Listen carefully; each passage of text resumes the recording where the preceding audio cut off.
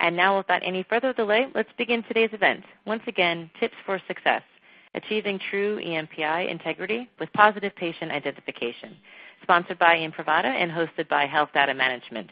I would like to introduce your moderator for today, and that is Mike Perkowski.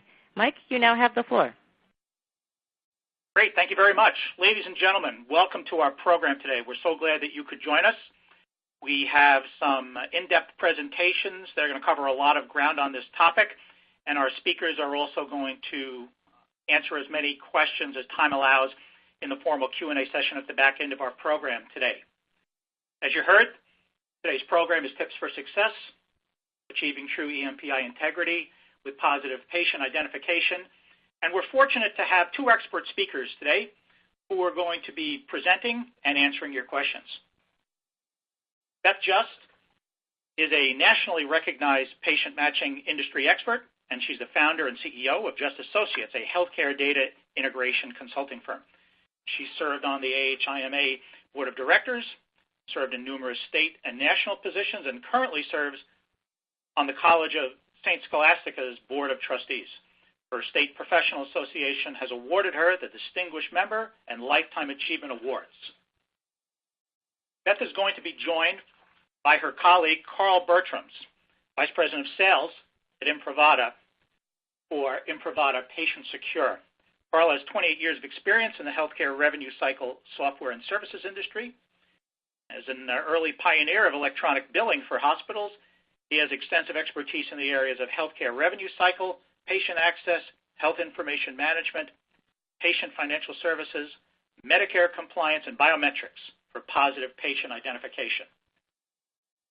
Between Beth and Carl, we're going to cover a lot of ground, and just to give you a little bit of an idea on what our program entails today, our agenda overview, we're going to discuss the challenges of patient identification today, talk about the downstream impact of patient misidentification, identify some of the best practices for medical record cleanup, and then talk about how to create a one-to-one link between patients and their records. So with that, I'd like to get the program started. I'm going to turn it over to our first speaker. That's Carl Bertrams. Carl, the floor is now yours. Thanks, Mike. This is a very educated audience, I'm sure, today, so we're going to go through some of these slides pretty quickly. But patient misidentification is really a rampant problem in healthcare today, and really the issues fall into one of four main quadrants. First and foremost, most importantly, is patient safety. Medical errors and near events, sentinel events, any sort of adverse events happen quite often.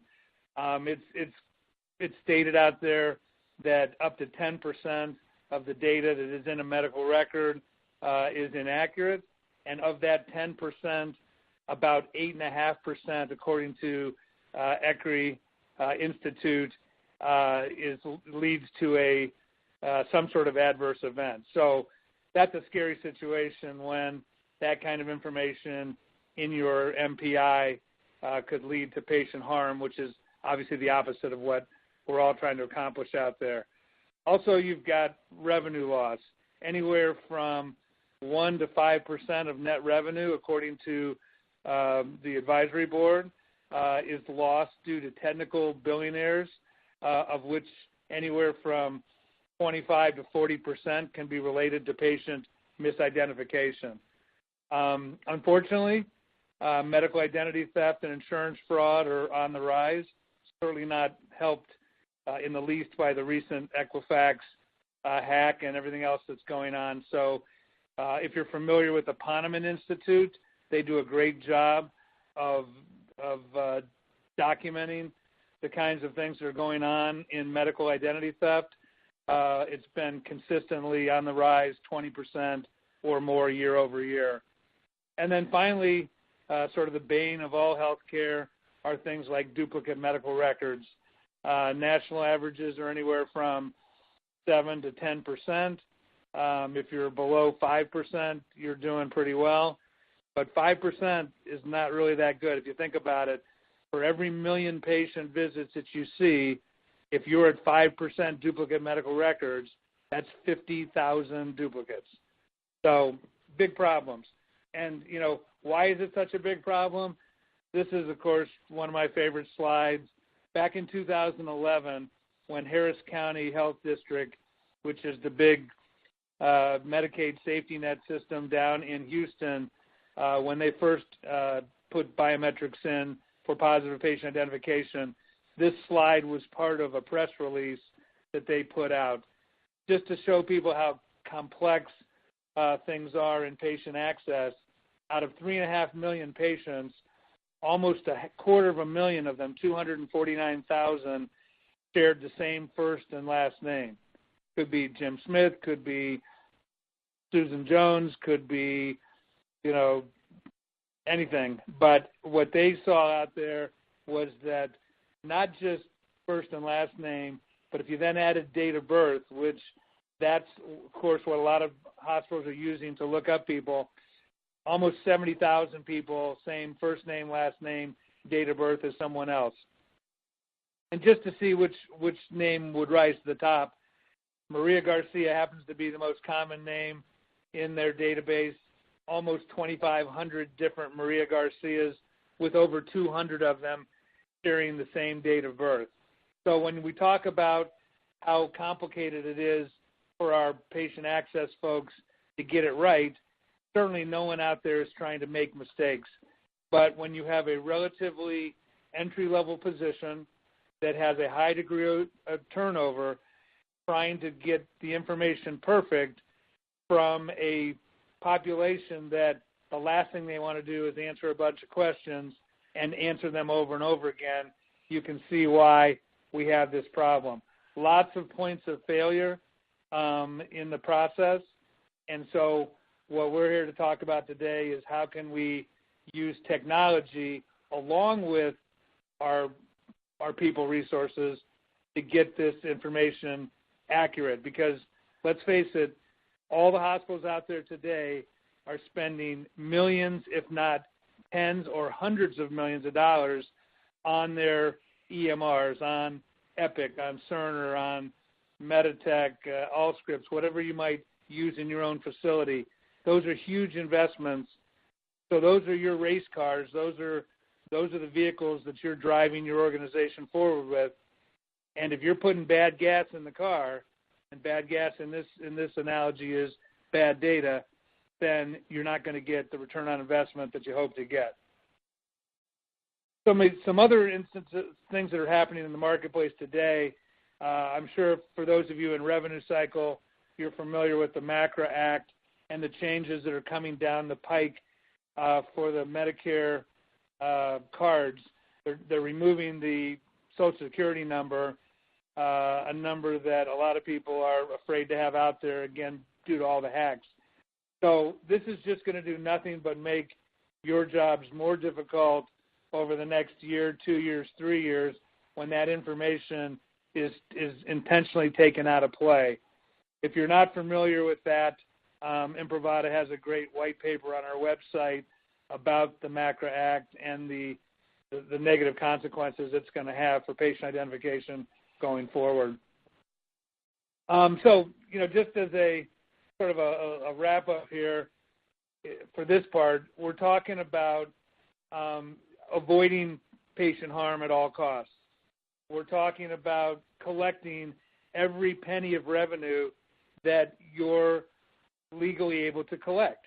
I mean, it's bad enough with contractual allowances, write-offs, people that don't have insurance, people that don't pay their insurance bills.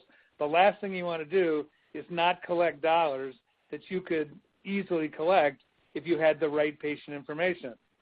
And then finally, and as important as anything, is patient satisfaction. These days, that's a huge push for hospitals, everything from free valet at the front door to Starbucks in the lobby to all sorts of other things that you're doing to make your patients happier and more likely to return to your organization. You've got HCAP scores that depend on these things. So anything that you can do to make their experience better, and certainly getting their information right, protecting their safety, protecting their financial integrity, those are all important things. So Mike, I think we're going to have a poll here, and I'll turn it back over to you. Yes, absolutely. I think that you've made a great, very, very powerful point about the implications of patient misidentification, and that begs the question, who is responsible for addressing patient misidentification? And that's the polling question that we'd like to ask our audience members. So our question is very simple, who in your organization is responsible for addressing the patient misidentification problem? Now, we know that many of your organizations probably have a multidisciplinary approach to this, where multiple organizations or multiple people could be involved. So please give us, though, the one organization that is most responsible, that's taking the lead for addressing the patient misidentification problem. Okay? Is it patient access leadership? Is it revenue cycle leadership? Clinical leadership? HIM leadership? Or some other part of the organization? So please give us the one answer of the part of the organization that is most responsible, that takes the lead in addressing the patient misidentification problem. We're going to give everybody just a couple of moments to answer that question. We're going to share the results with you in the audience. We may see some interesting takeaways from that, and then we'll continue with our presentation. All right, that's probably enough time for everybody to give us your thoughts on that. Let's see what the results look like. Okay, so we can see, pretty clear trend here. We can see that 54% of you said that HIM leadership is at the forefront of this, and almost a third, 33%, say it's patient access leadership. Carl, anything surprising or confirming for you what you might have already known? No, I mean, historically, HIM this has been their bailiwick. Unfortunately, it's a after-the-fact cleanup activity for the most part. I can't see the detail on the other, but what we're starting to see more of are things like start correction committees, EMPI, integrity committees, and these are a blend of not just all the folks from the revenue cycle, which would include patient access, HIM, and patient financial services, but they almost always also include some clinical folks, some IT folks, and in many hospitals, this is a group of 10, 20, 30, 40 people that get together on a monthly basis to try to solve these problems. Great. Now let's turn this part of the presentation over to Beth. Beth, the floor is now yours. Thank you very much, and thanks to all of you who have joined the conference. I want to talk a little bit about data integrity and the EMPI and the impact that has on a number of different aspects in your electronic health record. So to start with, there's lots of things that commonly cause the master patient index, whether or not it be a standalone EMPI type of product or if it's the MPI that is within your electronic health record. But there's lots of issues that are caused that create different data integrity challenges, the most well-known obviously being duplicate medical records. Data conversions typically are one of the causes of those, as they've had historical conversions of data from older systems into their new system. Things don't always line up, or maybe the new system is better at identifying the data integrity issues that were hidden in the old system. Another threat that is created when you have data integrity problems is that organizations could have 50, 60 different downstream systems that are being used by a variety of administrative business as well as clinical and ancillary staff. And a lot of those do not have good integration capabilities. So they don't always they're not always kept up with different updates that are from the source system, or they can't receive electronic merge messages. So when the source system has a duplicate merge in it, it is not received or processed by that downstream system. And sometimes the systems, we see this oftentimes with lab systems and blood bank systems, they don't want to have a merge electronically processed. They want to touch it first and validate that it really is, in fact, the correct two records belonging to one patient that are going to be merged. There's enormous lack of standardization. We have standards, but not everybody complies with those. Common standard that is used for integration purposes is HL7, and you'll see that many organizations are on varying levels of the HL7 standard, and so therefore they're not always in sync with what the latest capabilities are, as well as how that particular organization implements that standard. What are they really capturing in each of those different data fields is historically has not been standardized with regards to implementation. The biggest problem with data integrity issues is really data entry errors.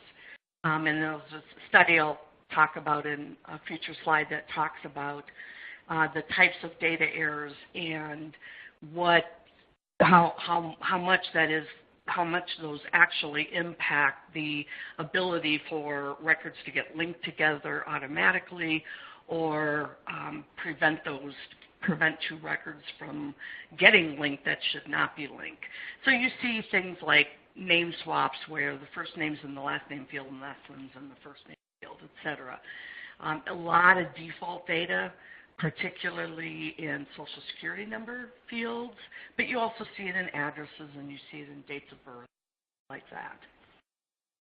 Incomplete data is another big problem, and we primarily see this with specimen registrations in the lab, where the doctor sends over a specimen from his office, and all they have is last name, first name, date of birth, and gender. And then, of course, the order and physician.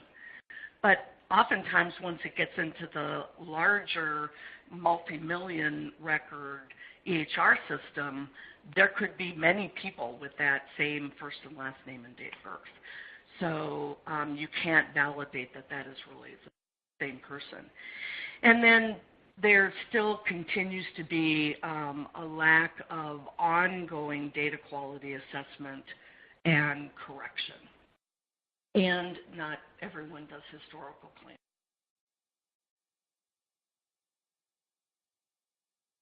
On a national basis, there's been a lot of attention to the duplicate medical record problem and the data integrity issues on a larger scale. The ONC did a patient matching study, assessment environmental scan, back in 4 years ago, actually, in the fall of 2013, and they published a report in February 2014. They did a study of 112 MPIs, and the mean duplicate rate was 8%, and a fourth of those had duplicate rates greater than 10%. So when Carl was talking about, you talk about a 2 million record database, 10%, you are talking a couple 100,000 records that are involved in a duplicate. So it's a large mounting problem as these databases get bigger and bigger. Same thing found with an EHEMA survey that was done, and the cost of those were, Mayo had reported those costs could cost at least $1,200, which with some of them costing hundreds of thousands of dollars. And Intermountain reported that the cost to just fix a duplicate, so this is none of the other issues associated with it takes the registrar longer to register them because they have to start a new record from scratch, or the clinical implications, just to correct that duplicate at $60 per duplicate.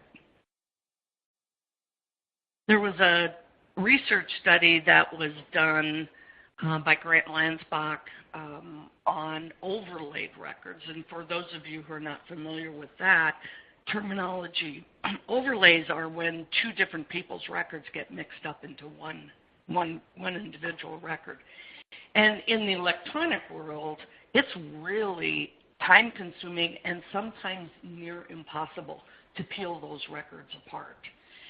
And Grant's study found that over a 5-year period, 97.5% of those overlaid records were caused by a registrar grabbing the wrong record. It was a user error. Only 2.5% were caused by fraud, but again, that's a very painful situation, obviously, for the individuals, patients that are going through that.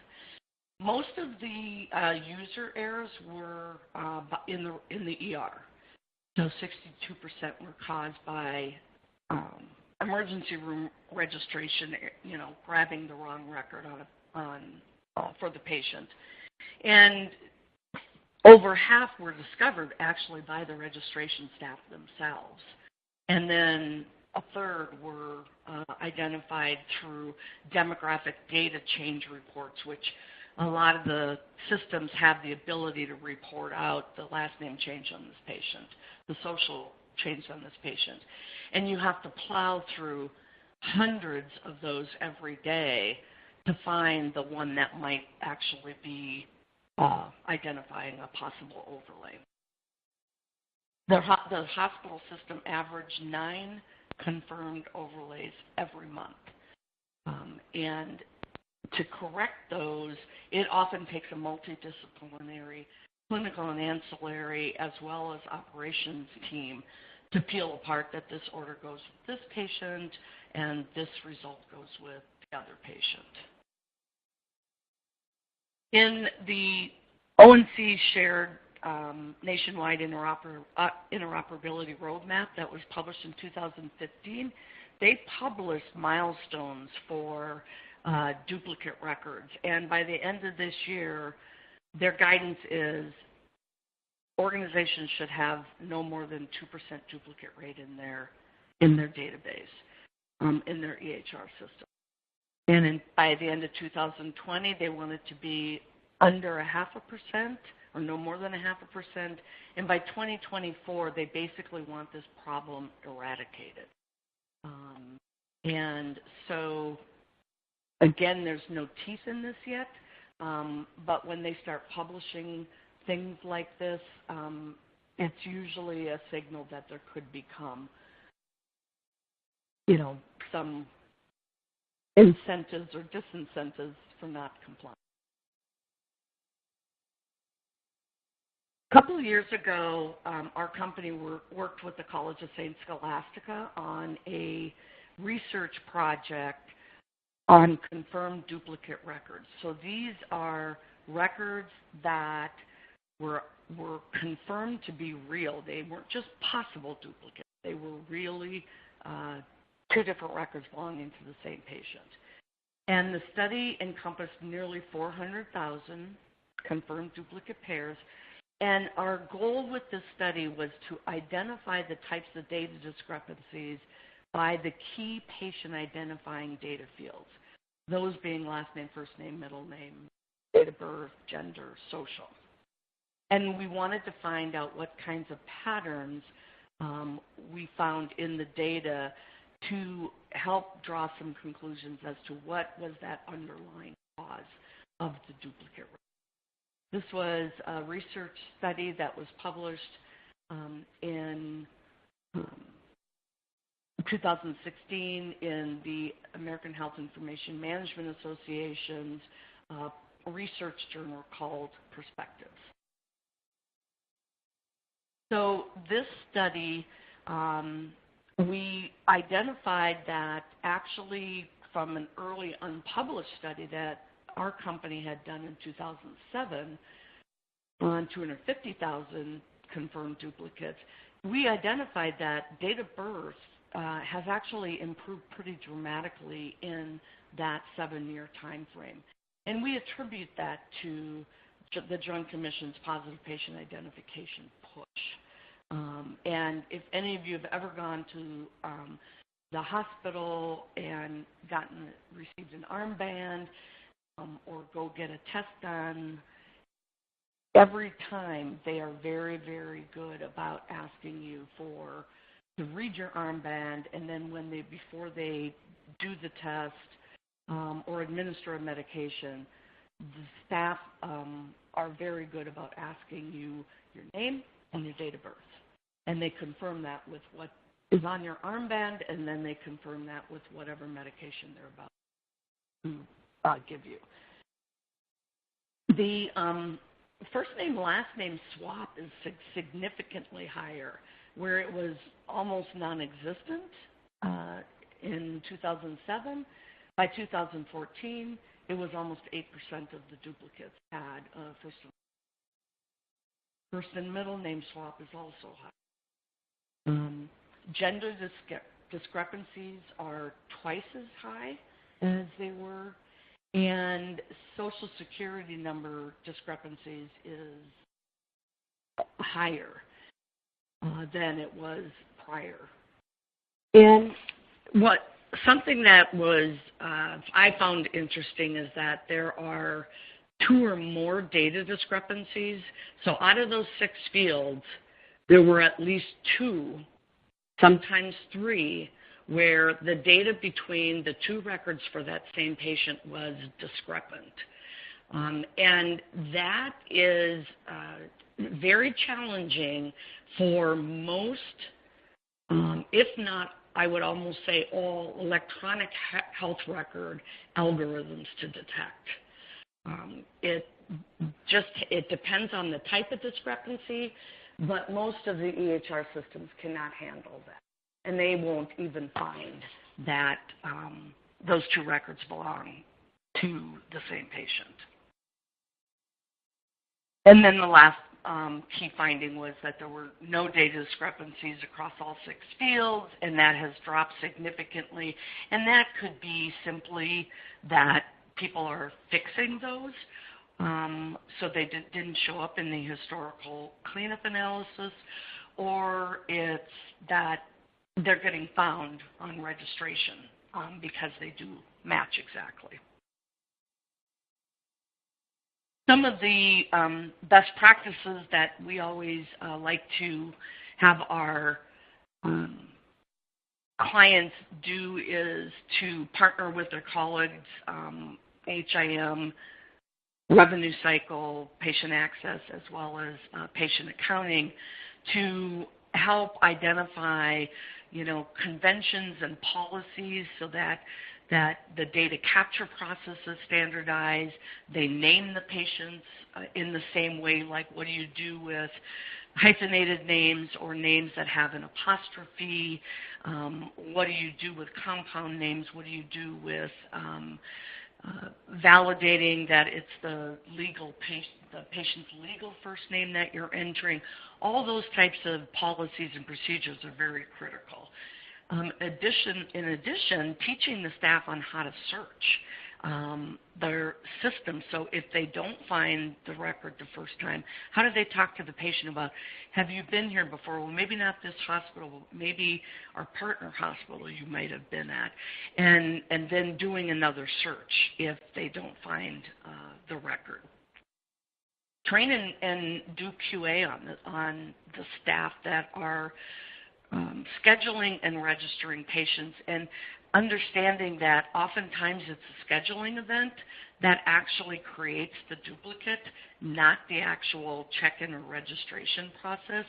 So the staff have to be, the scheduling staff have to also be trained on this. And then certainly using biometrics is a key strategy for any organization to, over time that will continue to improve the integrity of your master patient index.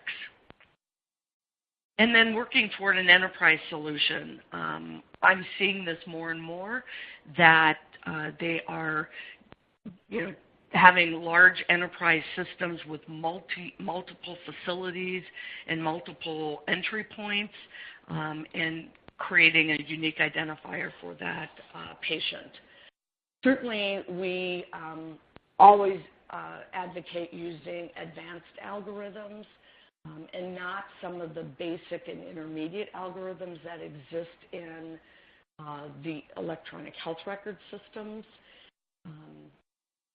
And getting a good understanding of what is the difference between basic, intermediate, and advanced algorithms. And AHIMA has published articles on this so that you can learn about the difference between these types of algorithms and why the advanced algorithm is the best possible solution to partner with your staff training, quality assurance, and your biometrics. So, Mike, I think you're going to do the next poll. Yes, Beth, thank you very much. Appreciate your presentation up to now. We're going to continue with that in a moment, but I would like to go back to our audience members and ask our second polling question. Very simply, we'd like to know, what is your organization's urgency to decrease the duplicate medical record rate? Which one of these four best describes your organization's sense of urgency? Is it critical, something to be solved within the next 6 months? Is it urgent, something to be solved within the next 12 to 18 months? Is it not a priority, or is it always a priority because there's an annual investment and it's part of your operating costs? So which of these four best describes your organization's state of urgency? Critical, urgent, not a priority, always a priority. Once again, we're going to let everybody have just a few seconds to give us your answer. We'll tally up the results and share with the audience, and we'll go on from there. I do want to remind everyone that you still do have the opportunity to submit questions for Carl and Beth in the Q&A part of our program. All right, let's see what the results look like. All right, we can see that nearly half of the audience responded that this is always a priority. It's an annual investment or part of their operating costs. About a quarter said that it is urgent, something to be solved within the next 12 to 18 months. And 1 in 5 of you said that it is critical, it has to be solved within the next 6 months. Beth, anything in those results surprise you at all? I think we obviously run into the critical and urgent situation. And I am seeing more and more organizations that are creating teams and making it part of an annual operating cost in their HIM department or their patient access department. So, probably not terribly surprising results.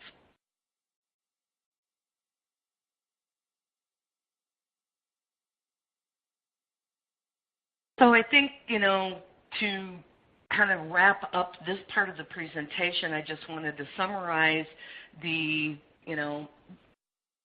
best practices overall for patient matching, and that is having enterprise-wide governance policies and procedures, having a committee that oversees this, and having good policies and procedures on naming conventions, patient searches, what the use of default data is and being consistent with those, having data migration plans and strategies so that when you are migrating data from one system to another, you are loading it into your new system with high integrity of that data, and having an ongoing program, because duplicates will never 100% get eliminated, having an active process for correction of duplicates and overlays and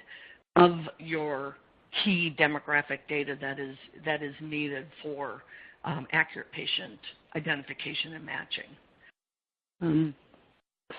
Certainly having a centralized EMPI data integrity team and having continuous patient access training, monitoring patient identity metrics, and recording. This is still something we don't see a lot of, and is probably the biggest opportunity for improvement in most organizations.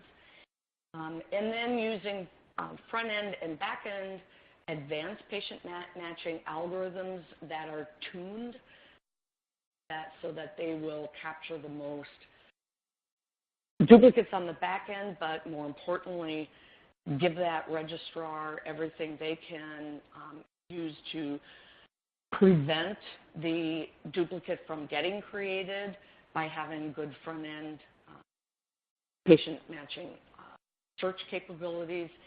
And then I will be turning it back to Carl to talk a little bit more about biometrics, but that is certainly, this is a complex problem. It takes a multi-pronged approach to solving it, and biometrics is an important component. So now I will turn it back to Carl to discuss some solutions. Thanks, Beth. So obviously we've talked about some of the solutions. We have ongoing day in, day out cleanup of duplicates and overlays. Certainly companies like Just Associates are the leading edge of third-party vendors out there offering their help both to do your cleanup, but also to train your folks so that they become more proficient at it as well. And then you get into the levels of software. You've got the EMPI vendors out there like Initiate, NextGate, other folks like that. And they provide some very, very powerful technology to do probabilistic matching. Still, though, that ends up being mostly an after-the-fact event. And then, obviously, you get into biometrics, and that's where we come in. As a matter of fact, we just recently celebrated the 10th anniversary of Carolinas Healthcare going live with palm vein biometrics. So if you go way back to March of 2007, sort of we're the pioneer in this, and we were happy. Another company we had, HT Systems, that was acquired by Imprivata, was their partner in that.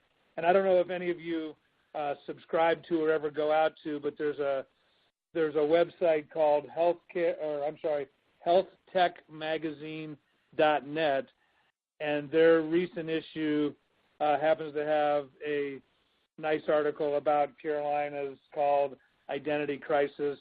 And so if you go to healthtechmagazine.net when this presentation's over, I'm sure you can read that article online. But basically, what biometrics does differently than everything else we've talked about is it creates a one-to-one link between the patient and their unique medical record in the EHR. And so when a patient arrives, whether you scan their hand or whether you scan their iris, which is a new modality that Imprivata just recently brought to the market, or whether we do other types of biometrics in the future, what you're doing is you're using something that the patient is that they cannot but help bring with them to their check-in, and you're literally using that to link them to their medical record. So as you enroll your patients biometrically to their medical records, in essence, if the staff follows the procedures, you've made it so that you can't create a duplicate, you can't create an overlay in these sessions because the patient is helping bring their own medical record to the forefront. So it does a lot of different things, but it does them proactively, including, link patients' photos to their biometric, put that in the medical record banner, and do all sorts of things. So there's a lot of different use cases for that. We don't have time to get into all of them right now, but certainly one of the most powerful is that if you've enrolled a patient biometrically, as an example, using patient-secure palm vein scanning, and then they end up being a unconscious or incoherent John or Jane Doe in your ED, that you can bring this device right to the gurney, scan their hand, and if they've been there before, you don't have to treat them as a John or Jane Doe. So the patient safety ramifications are gigantic when that happens. The ED staff certainly loves having all the latest information about this patient, maybe what their allergies are, maybe what their medications on, who their doctor is, or maybe just who their family is, so they could call and bring them down to the hospital for support. So those are the kind of things that biometric allows you to do.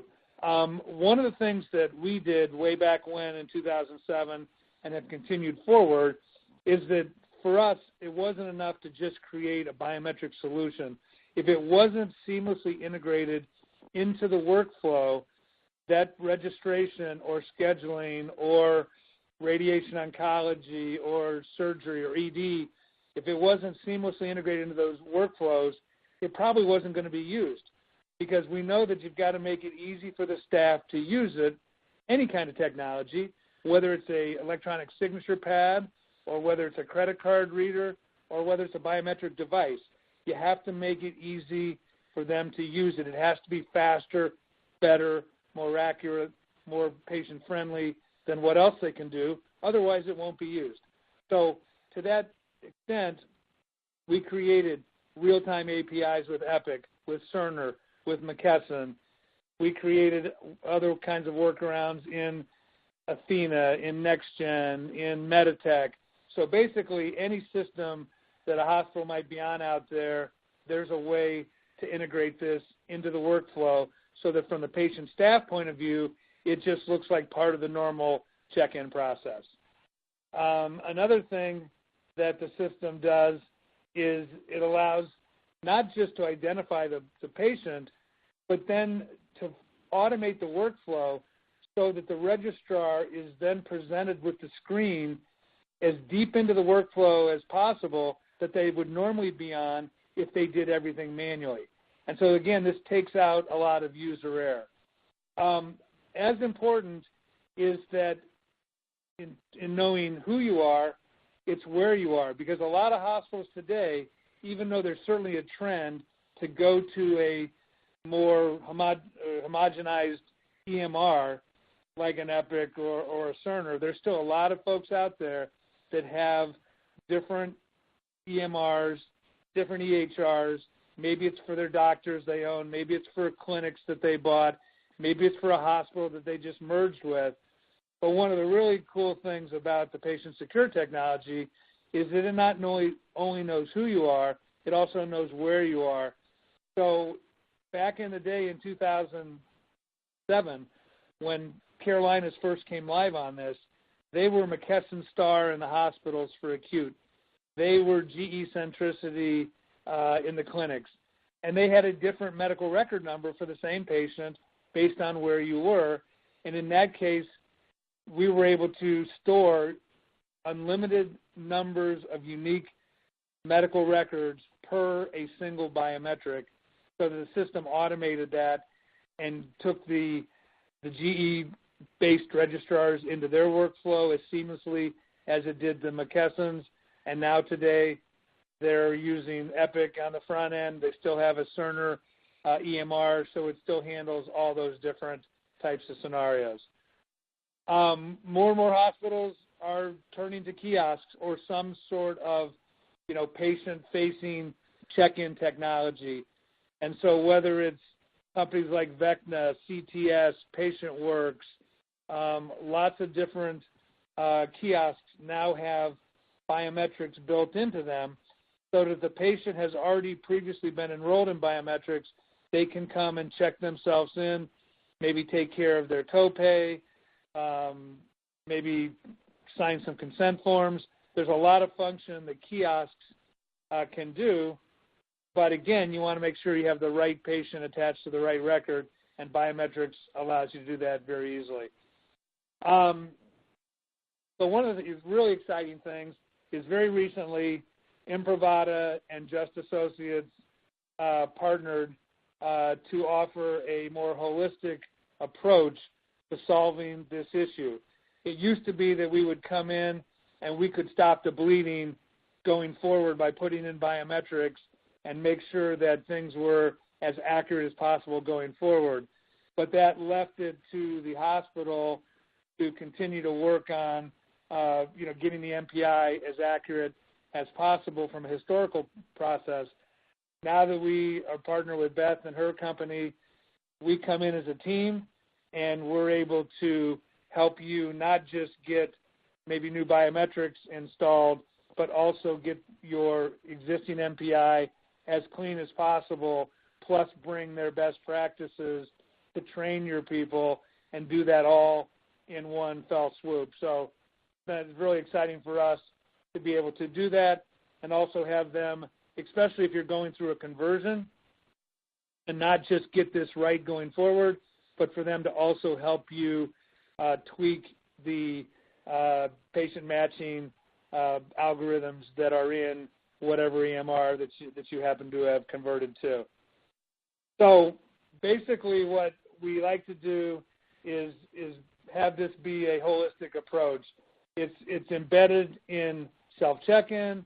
It's obviously embedded in registration. That's where most of it lives. We're starting to see more people use this at point of care.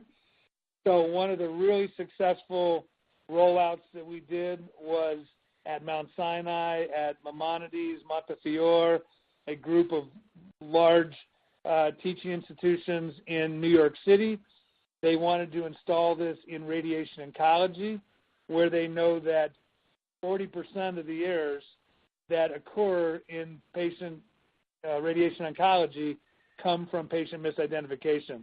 So what they did is that they had us not only integrate this into their front-end check-in registration program, but then also integrate it into both their ARIA and Mosaic oncology information systems so that the patient cannot pass the console and actually go into the accelerator to receive their radiation treatment until they've scanned their palm again, making it virtually impossible that the wrong patient is getting the right patient is getting the right treatment.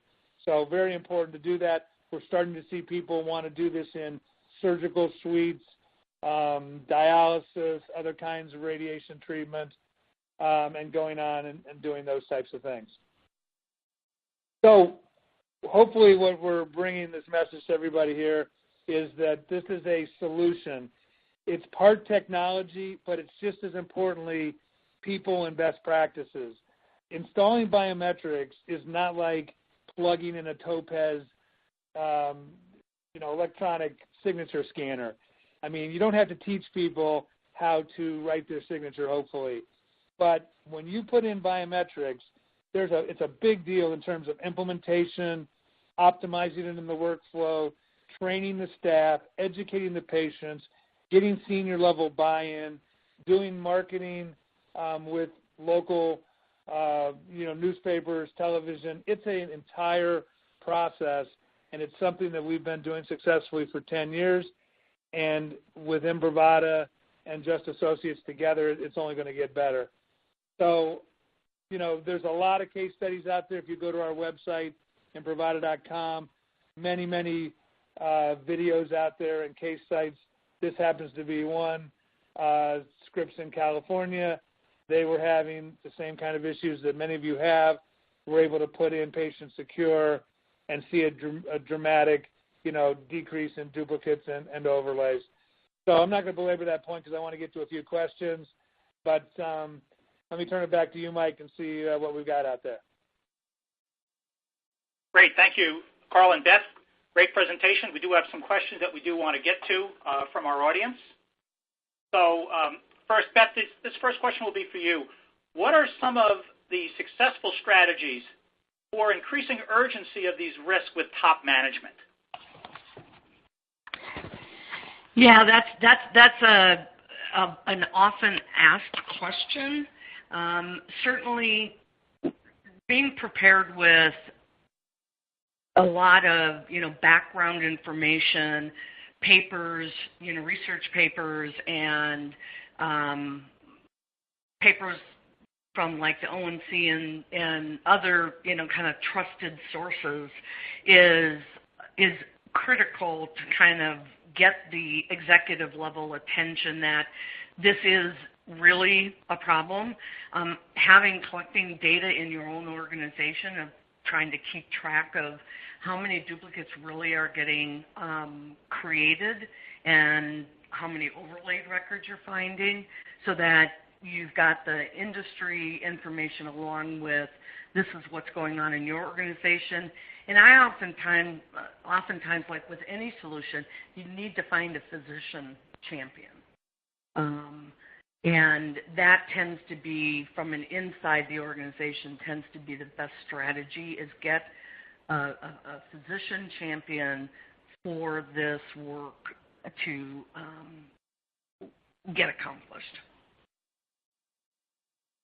Great. Beth, let's stay with you for this next question. It's an interesting one.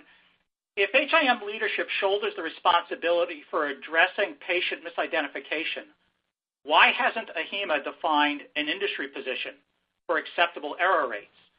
What is AHIMA's role and what should it be? And what about the Joint Commission? Yeah, it's another great question. And since I was on the AHIMA board, I actually have some level of insight into it. AHIMA is not a standards organization.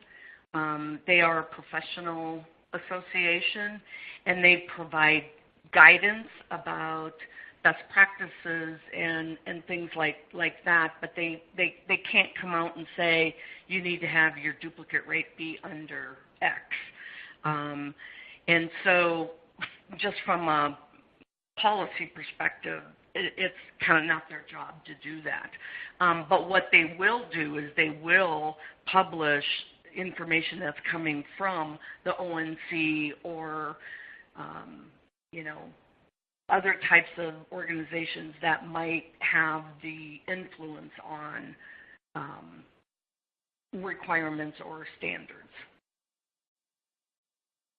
Great. Carl, let's go to you for the next question.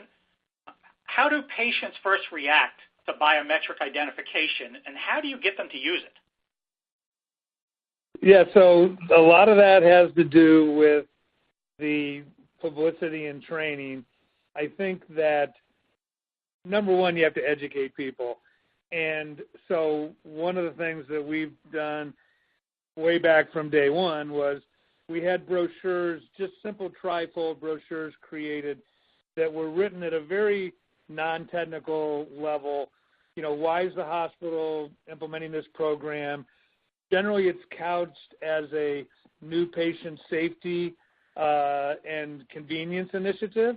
So a lot of it gets down to simply, what's the scripting that registration is using? Are they saying, hey, we've got this new biometric, do you want to try it? Which generally doesn't work very well. Or do they say, I want to introduce you to this great new program we're launching. It's for your safety, both your patient safety as well as your, financial records. And so all you have to do is, and then they walk you through the process.